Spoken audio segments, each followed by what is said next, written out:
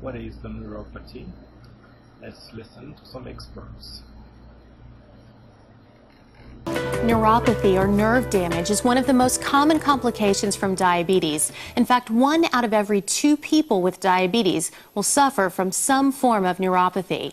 To better understand neuropathy, we are joined by Dr. Aaron Venick, professor of medicine at the Eastern Virginia Medical School and director of the Strelitz Diabetes Research Institute. Welcome, Dr. Venick. It's a pleasure to be here, Nicole. Can you tell us what is neuropathy? The word itself means neuro refers to a nerve, and opathy or pathology is damage to the nerves. Now, in the human body, you have nerves that fulfill voluntary functions. We call them somatic nerves, like moving an arm, feeling sensation, feeling hot, cold, temperature, and so forth. Those are somatic nerves. You also have autonomic nerves, involuntary nerves. These fulfill the involuntary functions of the body. For example, how your pupil constricts when you're exposed to light, how your bowel functions, and how your bladder functions, and so forth. So damage can occur to any one of these nerves. The somatic nerves, so that you lose power, strength, and the ability to perceive hot or cold or pain, or autonomic functions in which many of the autonomic systems in the body, like the heart, the lung, the bowel, stop functioning normally. That's neuropathy. So what are some of the symptoms that a person with diabetes might experience if they have the beginning stages of neuropathy? If you have somatic neuropathies, it's often pain, numbness, tingling, lightning pains, shock-like pains. But in addition to that, you may have negative symptoms, the sort of things that people don't perceive, changes in the texture of carpets that they're walking on. For example, you walk from the bathroom, which is a tiled floor, into a carpeted bedroom floor, and you cannot tell the difference. You put your foot in a bath and you can't tell that the water is hot. You don't have to know that you have diabetic neuropathy to suffer its consequences, and that is why often we detect it in people by examining them, even if they're not aware of the symptoms.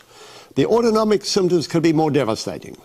Anorexia, loss of appetite, nausea, vomiting, explosive bouts of diarrhea, constipation, inability to control your bladder, severe constipation that goes with sexual dysfunction in the male, such as erectile dysfunction, a dry vagina, and painful intercourse in the female.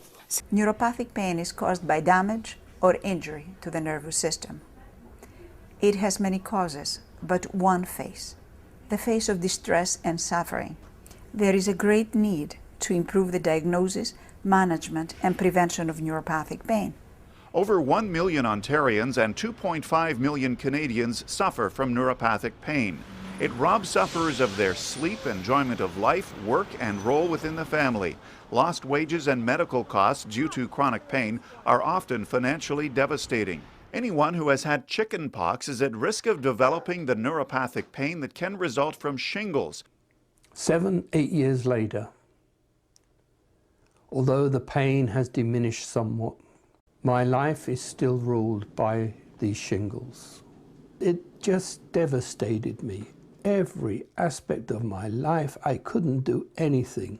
An unusual cause of neuropathic pain occurs when the spinal roots at the end of the nervous tissue inside our spinal column are all tangled up in scar tissue. The condition is called tethered cord syndrome.